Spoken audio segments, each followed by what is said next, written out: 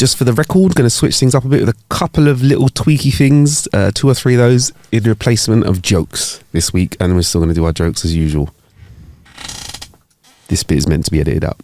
Are you serious? Hello, welcome to another episode of How to Kill an Hour. I'm Marcus Bronzy. I'm Sean. How you doing, Shawnee boy? Good, bro. Nice. We're recording this on a very hot day of the year. The day before we have 31 degrees in the UK. Sorry if you're from other parts of the world and you have to do maths to do the temperature different. Sean, you have chosen, instead of shorts and a t-shirt, what I'm wearing, you were in a full regalia of what I would say, it's not winter clothing. I feel like it's, you know, it's a summer evening get up, but when it's like the temperature's dropped, innit? Yeah. But you know what? Do you know what? Yeah, the aircon in here is fire. So it's nice, isn't it? We're a nice fine. If I was in shorts and t-shirt right now, I would be cold. You'd be too cold. Yeah, fair enough. Fair enough. Perfect for in here, but outdoors, you look a little bit overdressed, if I'm honest. We have got some jokes coming up as usual. This is the show where Sean and I scour the internet and tell you some funny stuff, some weird stuff. But Sean, I believe you have a new feature that you'd like to bring to the show. What is that? Random facts of the week.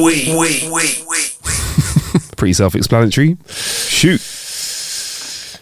Did you know that every cashew nut that you eat originally was attached to its own piece of fruit? What do you mean? Like it was it's not in the fruit.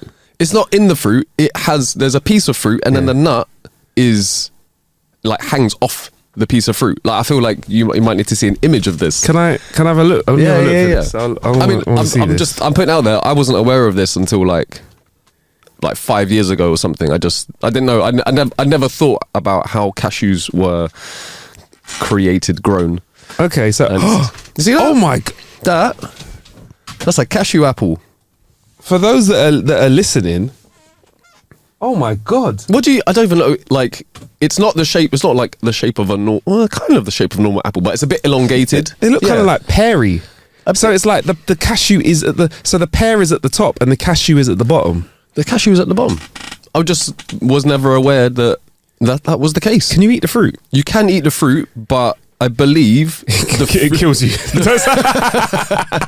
Well, I give you this. I did see an article before about a guy who ate the outer nut. They call it like the shell. Yeah. And he got 3rd-degree burns on his face from doing it. So it's poisonous. I need to clock whether it's the shell of the nut or the outer part of the fruit itself. But I know you can eat the inside of the fruit. Okay. But I know that it spoils extremely quickly. So if you were to pick it, I think you have like a day before it starts to like spoil. Hence why you probably don't see them here. I mean, the risk-reward ratio of this fruit, it doesn't feel very promising, if I'm honest with you, Sean. Like, I feel like, also, when I hear about stuff like this, I'm like, how did we get to a point where we found out that this bit was edible, where the rest of it burns you, like messes you up and kills you? Big salute to my ancestors who were like, that looks a bit dodgy. Try a bit of that. Basically, that's what it is, isn't it? Anything that we eat that's like that, someone's gone, oh, that looks a bit weird. Try a bit of that. I'm going to say oysters. Try a bit of this that. Guy's just daring other guys to do dumb stuff, innit? It is. If it wasn't for dumb men, we wouldn't know about certain fruits and veg. Oh, that's fantastic. Have you got any more of the week facts? Facts of the week, even? This one. Did you know that in World War II, they used pigeons to guide missiles? In World War II, they used pigeons to guide missiles. So instead of humans, a pigeon was guiding the missile. How did they do that? So the pigeon was like, it was almost like a VR headset. It's like in front of a screen. And they taught it to peck at a moving target. And so it was...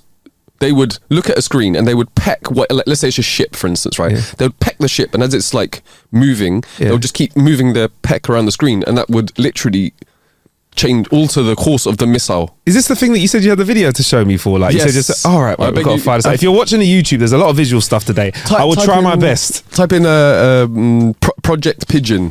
Project Pigeon. Okay, cool. Right. We've got a video here. This is it. This is it. Yeah. Okay, cool. I'm seeing a pigeon with it. Well, it looks like it's being a little bit. Well, they're putting. Oh, they've put a metal tip on it. They put a metal tip on its nose. This pigeon's about to get busy, so they put a metal tip on its nose to protect it because it doesn't want to get repetitive peck injury. Oh my god, it's pecking the screen, and it's putting ink on it. So, what is it? It's collecting treats. So there is an image of a pigeon pecking a screen. It is rapid. See, that's a ship. You see, and it's pecking a ship. That's a ship. Then, as you can see, as it's like, it's seeing like a first person. Oh my days! It's seeing what the missile is seeing. So it's got a camera on the missile, and as it's moving towards its target, it just continually pecks wherever the target is, and the missile. And they were going to put one in a missile. It was going to drive the missile. That's what the plan was. There's a picture of a missile. Oh damn! I didn't even know that. Oh my days! It would have been a kamikaze pigeon. Oh my days! Who would have thunk it, man? That's mad, isn't it? Honestly, the rap. This will be shared on the YouTube video as well. The rapid. Shout out to the Pacific War Channel for sharing this as well. The rapidity of this bird is ridiculous when it's on target. It's smashing it. Yeah. And it pecks so much that they had to put like peck protector. Beak protector. Maybe it's either that or it's maybe got a little sensor in that metal bit on the end of its beak potentially. Yeah. All I'm saying is if that bird was playing a game like what was the shooting game? Reload. What was that again? Virtual Cop. Oh, it was Virtual Cop, isn't it? No, what was it? I'm thinking of Time Crisis. Time Crisis. That's it. Reload. Yeah, Time Crisis or something like that. Yeah. It would batter us if it was peck-based gaming. Do you know what I mean? Smash it. Whack-a-mole or something. Yeah, whack-a-mole. Smash it. Oh man, I like those facts. Any other facts for Sean? Those are my two random facts of the week. There we go, man. I think it's time for us to jump into our jokes of the week.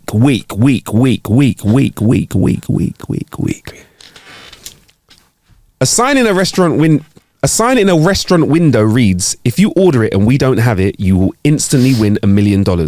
A man walking past notices the sign, walks into the restaurant and sits down with a smirk. The waiter asks for his order and the man requests white rhinoceros stew with a loaf of bread to mop up the sauce. Surprisingly, the waiter returns with a steaming bowl of exactly that. The man, taken aback, eats the expensive meal and leaves angrily after paying. The next day, he returns with the same smirk and orders bullet ants stuffed with dolphin meat and a loaf of brown bread to mop up the dolphin juice. The waiter promptly brings out his requested dish. Once again, the man is surprised, eats his meal, pays, and leaves in frustration.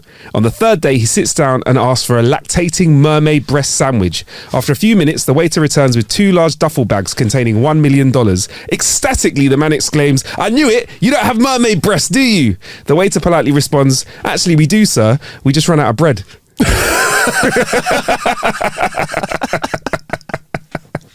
Hey. Oh, that was a good one. Yeah, man. Right. Woman. Is there a problem, officer? Officer. Ma'am, you were speeding. Woman replies, "Oh, I see. Can I see your license, please, madam?" Woman replies, "I'd give it to you, but I don't have one." "Excuse me," replies the officer, "you don't have one?" "Well, I lost it 4 times for drink driving." The officer replies, "I see. Can I see your vehicle registrations, please?" "I can't do that." "Why not?"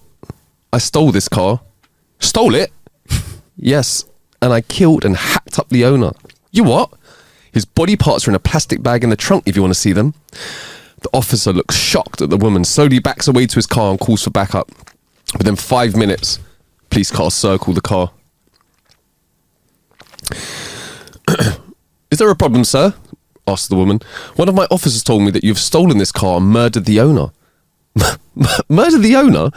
"Yes, could you please open the trunk of your car?" The woman opens the trunk, revealing nothing but an empty trunk. The officer replies, "Is this your car, ma'am?" She responds, "Yes, of course it is. Here are my registration papers."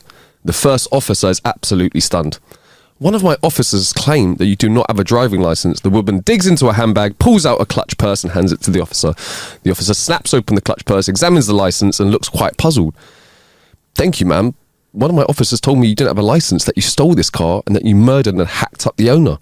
The woman replied, "Bet you that lying bastard told you I was speeding too."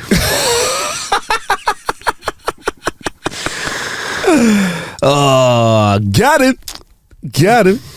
Okay, cool. Right, Sean, you've got a choice. Would you like this joke from 10 to 1 or 1 to 10? 10-1. 10-1. Okay. I promise you, I'm definitely not filling right now for the start of this joke. Okay. All right. Oh man, I promise, Sean. I'm really not changing the numbers around as we speak in an impromptu fashion. You do that, and I'm going to give you another. I'm going to give you a short one. I'm going to give you a short one. This is going to be a short one. All right, I'm done. Okay, go on. I couldn't get my wife's attention, so I sat on the sofa and looked comfortable. Worked a treat.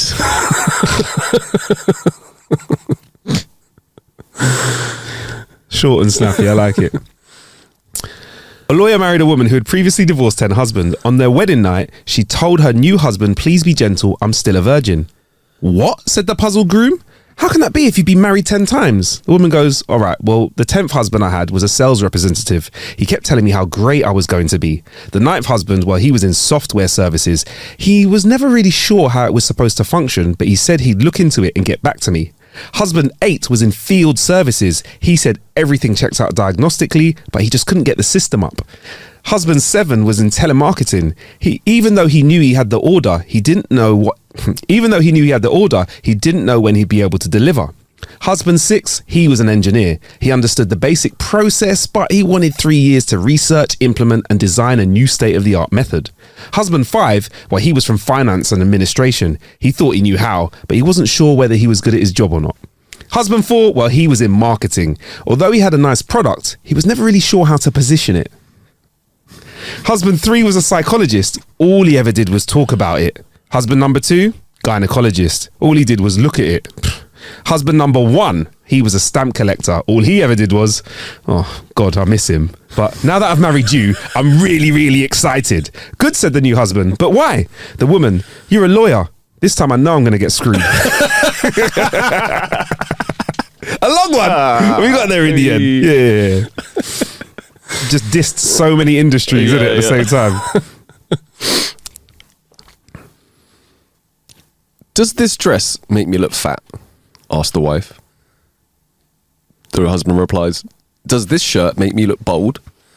"But you are bold," says the wife. "My point exactly," says the husband. Sorry, that's a savage one. That's more like what not to say. Yeah, that is how to get murdered by other half, isn't it? That is meat. All right. It's a long one, but this is a classic, Sean, right? Okay. You might know it, but let's get down. Okay, good. A man goes to the doctor and says, "Doc, I think I have tapeworm." The doctor looks at him and says, "Well, we're all out of medicine, but there might be something I can do for you. Come home and then come back tomorrow with an orange, a Twinkie, and a baseball bat." So the man goes home and gathers up his supplies. Then he goes to bed and shows up the next day with an orange, a Twinkie, and a baseball bat. The doctor takes the baseball bat and sets it in the corner. Then he takes the orange and shoves it up the man's arse. He waits for 5 minutes, then he puts the Twinkie up after it. The doctor then tells the man to go home and come back the next day with another orange and another Twinkie. So the man goes home and he comes back the next day with another orange and another Twinkie. The doctor takes the orange and shoves it up the man's butt. And then he waits 5 minutes and puts the Twinkie up after it. The doctor and the man go on like this for a week, with the man coming back every single day with an orange and a Twinkie. Finally, at the end of the week, the doctor tells the man to come back in with just an orange. So the man does. The doctor takes the orange and, as usual, shoves it up the man's butt. And then he waits. 5 minutes go by, and then 10. And the man starts to get a bit impatient, but the doctor won't let him leave. Finally, after half an hour, the man feels something shift inside his stomach. Suddenly, the tapeworm sticks his head out the man's arse and says, "Hey, where's my Twinkie?" And the doctor hits him on the head with a baseball bat.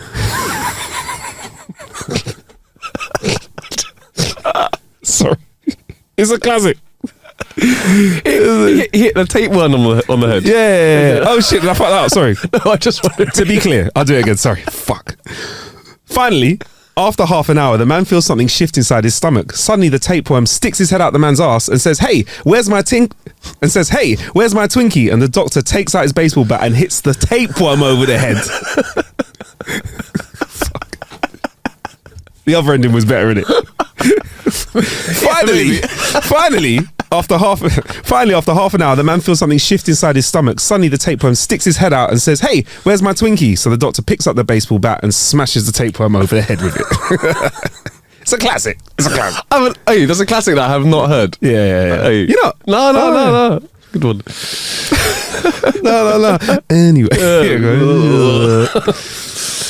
All right. A young man was sitting at the beach watching the girls go by. He noticed the man jogging near the water. The jogger had a buff body like Hercules, but his head was the size of a baseball. The young man was curious and chased down the jogger. The young man asked, "Do you mind if I ask what happened to your head?" The jogger said, "Sure. One day, I was jogging down the beach like I do every day to keep in shape. I heard a scream in the shallow water. There was a mermaid tangled up in seaweed and old fishing lines. I helped her get free and she was very, very grateful. She said, 'Thank you, sir, for saving me. To show my gratitude, I will grant you one wish for anything you want.'" Being a guy, the first thing he thought of was, "How about some lovemaking?" The mermaid said, "Dude, I'm a mermaid. I'm not built for that." The guy said, "How about a little head?"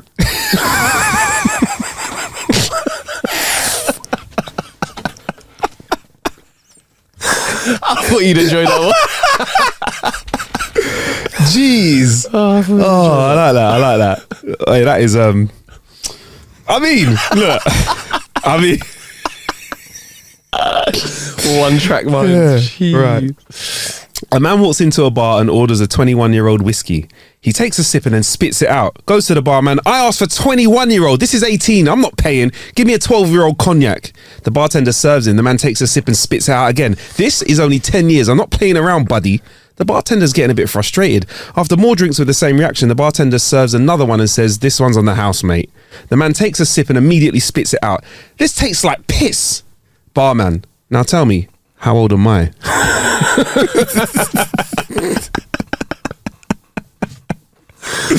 Oh man, don't mess with the waiters. Don't mess with the bar staff, boy.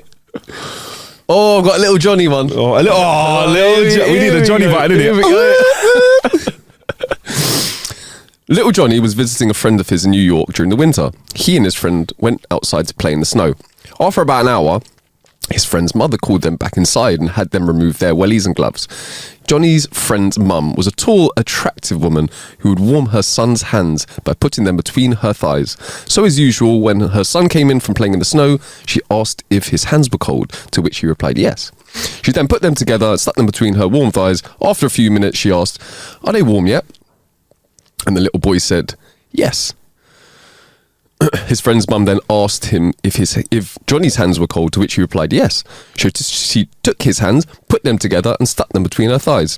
After a few minutes, she asked if his hands were warm, and Johnny replied yeah. So she took them out. Johnny continued to stand there with a sly grin on his face. When his friend's mum asked, "Well, what's this now, Johnny? What's wrong?" Johnny looked up at her and replied, "My ears are cold too." Little Johnny. Oh, God. A man jumps the fence into a tiger enclosure, saying God would protect him. He's quickly eaten and finds himself at the pearly gates before God. "Hey, God, why didn't you protect me from the tigers?" the man asks. "I tried to," God replies. "What do you think the fence was for?" Do you remember the dude who's like, there's like a flood and he's on the, do you remember when he's on top of the building? It's like, "Who thinks sent all those helicopters, you idiot?" And then the other one who was like, "Oh, thanks for the car. I needed a car." And he goes, "It's actually, I'm fine, yeah." I mean, that was a classic. That's what I saw on my face. I love that, man. I love that. A wife was making a breakfast of fried eggs for her husband. Yeah. Suddenly, her husband burst into the kitchen. "Careful," he said, "careful. Put in some more butter. Oh my gosh, you're cooking too many at once. Too many. Turn them now. We need more butter. Oh my gosh, where are you going to get more butter? They're going to stick. Careful. I said careful. You never listen to me when you're cooking. Never. Turn them. Hurry up. Are you crazy? Have you lost your mind? Don't forget to salt them. You know you always forget to salt them. Use the salt. Use the salt." The wife stared at him. "What in the world is wrong with you? You think I don't know how to fry a couple of eggs?" The husband calmly replied, "I just wanted to show you what it feels like when I'm driving." I know. Someone's sleeping on the couch tonight. All right.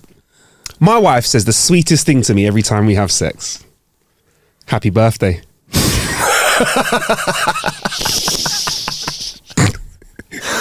Oh, marriage.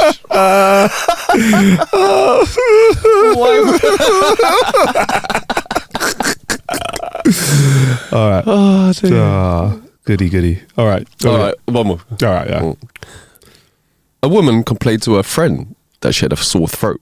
The friend replied, well, whenever I have a sore throat, I just give my husband a blowjob and the soreness goes away immediately.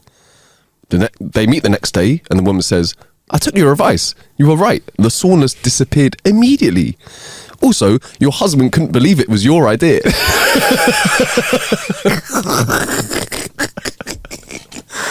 Don't take things too literal. Oh, I love it. All right, I got one more for you as well then.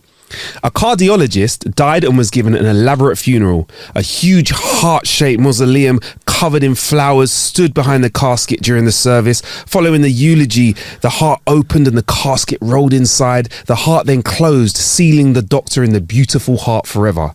At that point, one of the mourners burst into laughter. When all eyes turned to him, he said, I'm sorry, guys. I'm just thinking of my own funeral. I'm a gynecologist. Oh, there's a way to go, isn't it? You got any? I think I might have one more, but are you done? I'm done, bruv. I'm done. We could save it for another week, bro. We could save it for our punishment if you want, bruv. Do that. Right, so Shawnee Bizzle, time for our next bit of the show, which is how we've killed a little bit of time. How have you killed some time this week, bro? No, you go first this week. You go first. I went to see... This is going to be a really short one. I went to see Borderlands, the movie. I was a premiere that we got sent to. Have you ever played the Borderlands game? Borderlands game? Borderlands game. Yeah, I think I played one of them. Yeah. Borderlands 2, I think it was. I didn't. It wasn't good. If I'm going to be honest, I feel like they missed the mark in a few ways. I have to be. Look, I can't just say I love everything. Missed the mark in a few ways. I see what they tried to do. They tried to spin it off and have a bit of fun with it. But I think the casting was a bit off. Like Kevin Hart played an action hero in it, and it wasn't ironic enough for me because he was actually quite actiony. But it's Kevin Hart. What was the? To be honest, Sean, I don't really know what happened in it. I can tell, man. It was. I mean, I can get. I feel like it did link to the game slightly, but it wasn't. It's one of those ones where I don't think I just want to sit here and trash a film that hard. It is not doing very well on IMDb. Like people have, I think it got like didn't do very well on Rotten Tomatoes either. It wasn't very liked, man. So you know, okay. Shout out to Kate Blanchett who plays Lilith as well. Like tries to do her thing, but I just feel like Jamie Lee Curtis is in it as well. I'm a big fan of hers, but like it just didn't quite connect. I feel like it would have worked in the 90s, like the style. It was like the action was okay, the graphics were okay.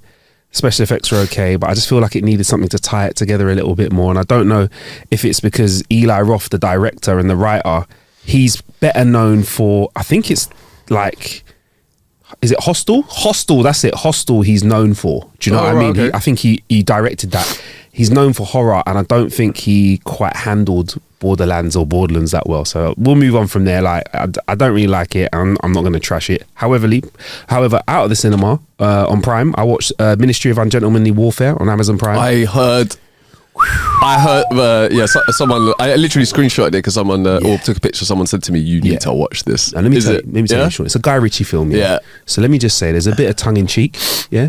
Bit trashy in it, but that in a way that you expect it, right? Takes an interesting take. I believe it is based on a true story. I think Churchill did have a group of off books, should we say, soldiers that were doing work. Operatives, yeah, off book operatives that were working in the war to do stuff that they couldn't officially do. So it's loosely based on that. It's got a bunch of actors that we love. You know, I'm presuming that you love Henry Cavill. Like I'm not gonna lie, not the biggest. I've warmed towards Henry Cavill more nowadays. Right. I'm a big fan of him. Alan Richardson, aka Jack Reacher. Yeah. It's got Alex Pettyfer and a bunch of other actors in here. Actually, you know what? I don't want to start listing all of because I feel like if I start listing everyone off, I'm going to have to continue going. But bunch of great actors in it. Sometimes when you get a bunch of great actors together, it doesn't work. It works this time. Chemistry's great. It's ridiculous. They have to go on a mission to basically take down some Nazis. Yeah, and it's a fun old watch. And it's got loads of action, loads of boom boom bang bang, loads of explosions. That's gotta hurt, that kind of stuff. It's ridiculous. It's great, bruv. Like I watched it. It's up there on the list. Yeah, man. I had a bit of a cold really last week, Sean, so it didn't stop there, bruv. I watched The Meg and The Meg 2 on Prime as well. I just went back and watched it. Can I just say, mate, fantastic. You know from the longest fantastic. time that I told you that you had to watch The Meg 2. Watch both of them. Absolutely. Have you never fantastic. seen either of them before? I've seen The Meg before. You saw The Meg before? And The okay. Meg 2, I paid a little $5. That's how much I was into it. I paid extra. I watched it on Prime. It was great. Yeah. And then after that, I watched Batman: The Caped Crusader on Prime. Brand new animation, very similar to the Batman animation that we would have watched when we were younger. Unfortunately, it isn't voiced by Kevin Conroy. He's no longer with us. But someone else steps into the role. That man is Hamish Linklater. Does his well. Does all right. But it's good old watch. It just reminds me of the old Batman stuff that you watch. Like, the Caped Crusader, the animated series. Just a nice touch on that, man. Yeah, so good little watch. I watched loads, bruv. Yeah, man. How about yourself? What have you been on? Oh, I haven't had the most exciting week. I've watched a couple of films this week. I thought maybe the one I should mention it was one that I tried to watch previously. Yeah. The Grey Man. The Grey Man with Ryan Gosling. Oh, have you seen it? Yeah. Have you seen it? He's like an operative, isn't he? He is an operative. Yeah. There's better operatives operative in this episode. He's someone who's in prison. Yeah. And Billy Bob Thornton is Billy Bob. He breaks him. Well, not breaks him, but he works for, I think it's for the CIA, and he kind of offers him a thing where he comes and he'll get him out of prison, but he will indefinitely be like a contract killer for them. Okay, yeah, that's it. It's got Chris Evans in it, who is like in it. He plays a really good character. He's an absolute dick, absolute arsehole. The biggest arsehole of all time. But there are some hilarious one-liners in it, man. Yeah. Like, it for me had the Guy Ritchie one. It had the guy the one-liner feels. There were so many good ones. Like, I don't know, just like dumb stuff in it. I think Chris Evans is talking to Billy Bob Thornton at one point, and he's like, "You know what pisses me off the most?" And Billy Bob Thornton's like, "Your small hands." Just dumb stuff like that. Absolutely tickled me. If you haven't seen that, definitely worth a watch. Netflix, is it on? What's it on? I think so. Yeah. I think so. And actually, another film that I thought of the other day, I watched a while ago, but I was having a chat with someone the other day, and I was like, "Yo, you need to watch this." Do you remember the Nicolas Cage film that he plays himself? Nick Cage, The Unbearable Weight of Massive Talent. I've never watched that. Bruv. Yeah. It's homework for this week. Okay. It is absolute gold. It's him and Javi Pena. Isn't it Javi Pena, the guy from Narcos? I wouldn't know, but he's brilliant in it. Is it great? Yeah. Oh man. Okay. Like, honestly, it's just it's like good action, funny as hell. Those two, like, I've just got Isn't good chemistry? Yes, good. Isn't it funny that Nicolas Cage is one of them actors? He can like drop a stinker, and then the next film he does is an absolutely amazing thing. Like, he kind of plays the same character a lot when he's in movies, but it works so well. Like, the thing is, I'm a big Nicolas Cage fan. Yeah. But he obviously had some. Pedro Pascal. Pedro Pascal's in it. Pedro Pascal from The Mandalorian. Wait, hold on a minute. Is Javi Pena his name in? Wait, yeah, his name's Javi in the show. In which show? In the actual movie, his name's Javi. Oh, as in Unbearable. Yeah. I'm an idiot. Yeah. He plays the Mando. Yeah, he plays the Mandalorian. Yeah. Heavy. And he's in The Last of Us as well. And yeah, and Game of Thrones and Kingsman Gold. So he's amazing actor. Amazing actor. Oh man, I've actually his. I'm trying to think where. I think his name is Javi Pena. I think his name might be Javi. Okay. Gutierrez. No, his name is Javi Pena in Narcos. Oh right. Pedro Pascal. Stop calling him Javi Pena. You're saying I need to watch it. I mean, it looks like it's getting some big old reviews on the IMDb. What's it got on IMDb? Oh no, 7. Yeah, that's It's got 7. That's decent, isn't it? Yeah, decent. Yeah. Yeah. Oh man, I think you really enjoy it. I think it's just a great watch. It's super fun. Yeah. Borderlands 4.4, by the way. Anyway, Karen. Also, keep sounding weird when you say Borderlands. Borderlands. Yeah. That's definitely what, bruv. Okay, I'm on it because I'm a big Nick Cage fan. I love him screaming in movies because that's what he does. What I was going to say to you was like he obviously previously has had some financial issues, right? Because he ended up starring in many poor films, and I believe that was because he was bankrupt. Oh, really? I believe so. But I'm not trying to slander, man. Yeah, I mean, it's a good way to get out of it. Yeah, the reason those films are so poor is because I needed the money. No, but he was churning out films. He was churning out bad smashing films. them out, He was yeah. churning out bad films, and I think that was. Okay. I think he was in dire financial situation. If that's I've watched a few of those ones. I'm going to dig into his IMDb so I can find it. But I've watched a few of his recent ones. Like I feel like he's always got stuff coming out, man. I feel like he's always got stuff because there's one that I saw where he was a chef. Have you heard of this? Bruv, this is like one of the recent ones. He was a chef. I need to find this for you now. It was cool. Oh my God, he's got Long Legs, The Surfer, Arcadian, The Retirement Plan, Dream Scenario, Symphony for the Devil. He's in the Flash. He plays Superman in it. Renfield, The Old Way. This is all before. Right, Pig. That's it. Pig came out in 2021. And Willy's Wonderland. He plays a janitor that mashes up Oh, you know what? He mashes up what? He mashes up this haunted or this demonic arcade. Do you know what? I might have to watch that with you outside of the show and we come back and talk about it. It's a wild one. But yeah, he's done so much. Oh, so he said that, I'm just gonna. He said he overinvested in real estate, and then the real estate market crashed. And then he filed for bankruptcy. So, yeah, he blew his entire fortune of $150 million. Jesus Christ. And so there was a period, I think in like the mid 2000s stuff, where there was a lot of bad. And the thing is, I really like Nicolas Cage, so I will still watch a lot of. So he had films like Drive to Hell and a load of other ones, which were just. I mean, also, I like things like Ghost Rider, right? And I know most people don't like Ghost Rider. I love Ghost Rider. I like Ghost Rider. You know what? I reckon it's a Nicolas Cage filmathon might have to come off at some point. But think about this, right? Also think about some of the films that he has done. Face Off. Gone in 60 Seconds. Oh. What's the one where he's selling guns? Oh, it's the war. It's not Warlord or something like that. Is it Warlord? I think it might be. It's something like that. That is a sick film. Yo, that's a wicked film. That's what I mean. Like, it's regardless of the quality of the film he's in. He's one of those actors where I think if you look at some of what he does in isolation, I don't think it works for anyone else. Lord of War. And it's called Lord of War because in the film he meets this like dictator guy, and the guy keeps messing up like English phrases. So he goes, "You are the Lord of War," and he's like, "It's called a warlord." And he's like, "No, I like my way better." That's heavy. The Rock, he's in as well with Sean Connery, bruv, and Ed Harris, bruv.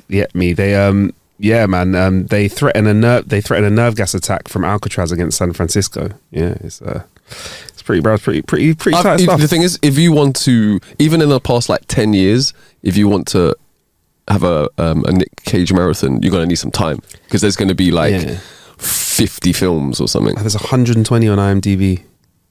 120 films to get through, and I have not heard The Sorcerer's Apprentice. Remember that? Oh yeah, that's a weird one. Kick-Ass, he's in. That was a good film. I've only watched that once, actually. That was a good film. He's in all the National Treasures as well. Is he? Oh no, National Treasure 2, Grindhouse, Ghost Rider. Come on. The Wicker Man. Yeah. The Weatherman. Lord of War. Yeah. Anyway, I'm just going to sit here reeling off film. Sorry. Let's move on. That's how we have a Nick Cage episode. Yeah. Let's have a Nicky Cage. Right, Sean. Anything else you want to tell us that you can kill in time about, or shall we move on? Let's move on. Interesting news stories of the week. Do you have one that you want to kick off with? Absolutely not. Are you sure? Yeah, man. Man, I heard this the other day, and I was like, it just blew my mind. For real? It honestly blew my mind. So I'm going to lead with it. All right. My mind isn't blown at the end of this conversation, Sean. I don't know what to say. Ready? Yeah. How 4 children... I'm going to try that again. How 4 children survived 40 days in the Amazon jungle after a plane crash. What? There we go. I feel like that was a surprise. I'm invested. 1 second. Click. I'm strapping in for a ride. But wait. There's more. Nicolas Cage saved them. So what? And Javi Pena turned up from Narcos. Hey. The world is wondering how the children aged, you ready? 13, 9, 4, and 1 One, bruv. A 1-year-old survived for 40 Baby days. sibling.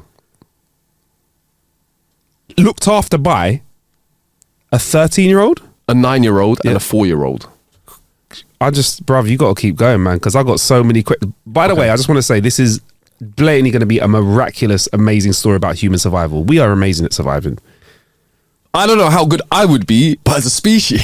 me and you, Sean, we'd be like, day 2, we'd be like, I'll be yo, like, bruv, oh, bruv, I think that's a next. pistachio fruit. We need to neck it. Let me rub We need that to on my neck it. face. Oh, 3rd-degree burns. What a way to go. Man, honestly, this is wild, man. The 4 children were found thin but very much alive after a rescue operation that combed through more than 1,600 miles of dense forest. Colombian Special Forces airlifted into the capital, Bogota, sparking scenes of jubilation across the country in news headlines.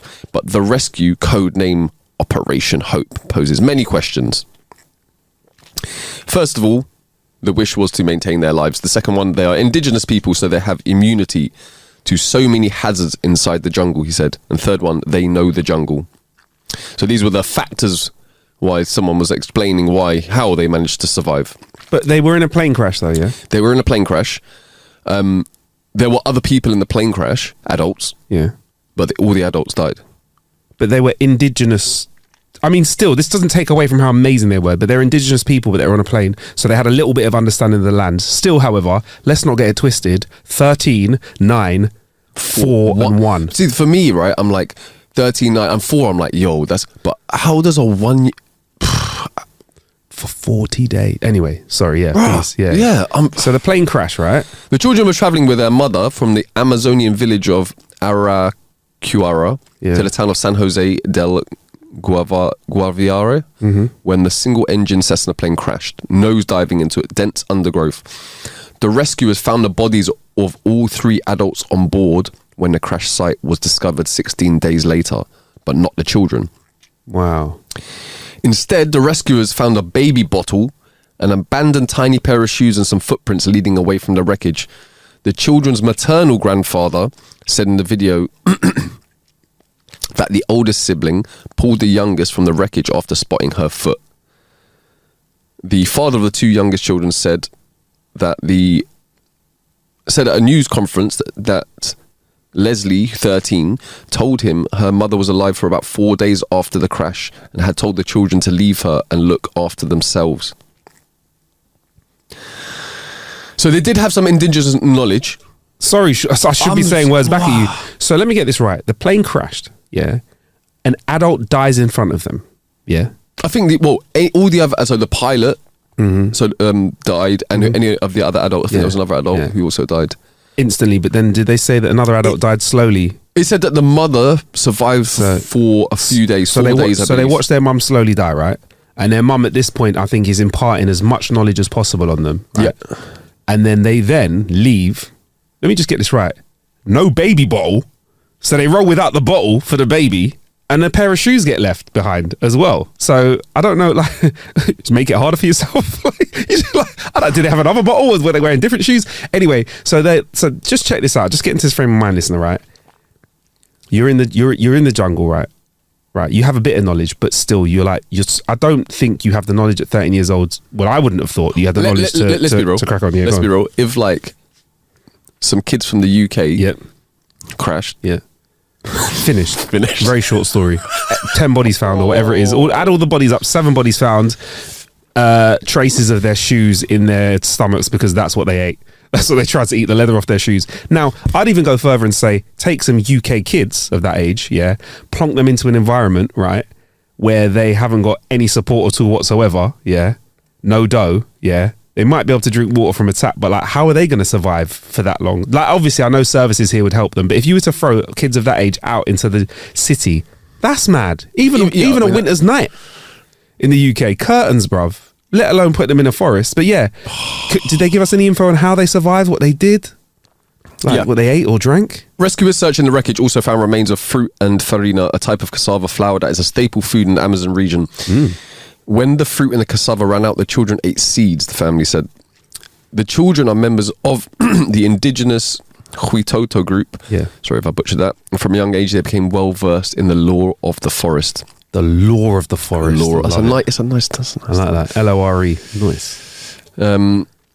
Everyone connected with this case agrees it was ultimately this that saved them. Finding enough high quality food, building shelters and keeping away from harm's way for 40 days and nights in a remote area of the Colombian Amazon would challenge most adult Westerners. Yeah. Never mind 3 children younger than 12 carrying an 11-month-old baby. Not even a year. Wild. Not even a year, 11 months old. Just taking off 1 month just makes it even more wild. My brain just can't compute. I mean, congratulations for them for surviving. I don't know what the PTSD is going to be like for that, bruv. Like, but they've probably got to go back to their indigenous people and like just like live legends amongst others, you know. Or the indigenous people are like, yeah, mine are not. Yeah, indigenous people are like, obviously, what do you expect? Why are these Westerners making a big deal about this? Like, what survived? Didn't it? They had some 13. farina. If I was the oldest one at 5, no problem. No problem. They go, you know what? We'll give a little bit of kudos to that kid, but in 1 month's time, it would have been 1. Nah, bro. Right, bro. Nothing to write him about. Also, 40 days in the forest. How come you didn't manage to find your way back home? Yeah. Why did it take so long? Yeah. Also, what? You been out and about having a little bit of fun? You didn't bring anything back? No gifts? Didn't even stop at the gift. But oh man, that is an amazing survival story. I'll just add a little bit here. Yeah, go on. Sanchez, who led the search operation, said the children's background meant they knew how to survive in the jungle, how to eat, how to drink, stay against the hostile jungle, and how to protect themselves from the rain. Because 16 hours a day it rains. What? So to put that in perspective, if that was me and you, Sean, we wouldn't know how to protect ourselves from the rain. Our skin would get all soggy, like Sores. nasty, sore. We'd rip it, cut it. This is before the jungle started to eat us, right? Because that's what everything wants to do there, eat you, innit, basically. We'd probably die of infection. 40 days. If we didn't get eaten by something, like, or poisoned, we'd die of an infection. We drink dodgy water. We wouldn't have had the immunity built up. They would have had. Yeah, exactly. Especially with what I'm allergic to. I'll do 20 minutes. Anaphylactic. But we'd like get soggy skin and cut ourselves, and it would just like go all gangrene. I could see that happening. Do you know? It'd be like the most minor thing. Yeah. What did he die of? A cut on his knee, scrape. But yeah, oh man, amazing. I just thought, I saw this and it just made me. I was just like. It blows my mind to think, right? Because you think, right, if there were like 4 kids and maybe the youngest was 9 or 10, even that I would have been amazing. Like, that is wild. Amazing. They had a baby that was less than a year old with them and they managed to, I mean, how... it's like, it's got to be formula and the bottles have got to be sterilised and, all of these things got to be... Yeah, I reckon, I had a look at what this farina stuff is. It looks quite porridgey. So I reckon they took some of that and were giving it. This is the cassava flour. Cassava flour. I reckon they gave some of that to little kids because it looks. I'm just flipping a picture on social, but if I'm honest, it just looks like porridgey when you look at a picture of it from afar. Do you know what I mean? It does indeed. So I reckon cream wheat. I reckon they was going for that for the kids. And they said they did say that in the jungle they were fortunate in the sense that it was very plentiful with fruit. Oh, nice. And fruit that you can eat and nice. Yeah. Oh, wicked. I wouldn't even know what fruit to eat or not. We said it as a joke before, but we'd probably eat pistachio fruit and die of 3rd-degree burns in our esophagus. Oh, the cashew. I'll be like, bro, what's that? Yeah, cashew fruit. That looks nice, man. Oh, it's kind of spicy. Oh, yeah, it's right, bro. Just keep going on fruit, innit? Your face falling off, bro. Oh, man. But anyway, Sean, look, we've come to that time of the show, which is the end of it. But thank you very much for our survivalists of the week. Of the month. Of 40 days. Yeah. Anyway, we've got to get out of here. Don't forget, you can send us your jokes on social media, wherever you see us, facebook.com/howtokillanhour, instagram.com/howtokillanhour, Twitter as well, or you can send us an email, jokes@howtokillanhour.com. I'm at Marcus Bronzy on social media. Sean, you are about? Absolutely nowhere. Yeah. Love you guys. Good for you, bruv. You do it the right way. Send us your jokes. We're going to be reading out some of them in the next episode, which is called Pun de Full. Okay. Yeah. All right, cool. We'll be in your eye holes and your ear holes in a bit. Peace.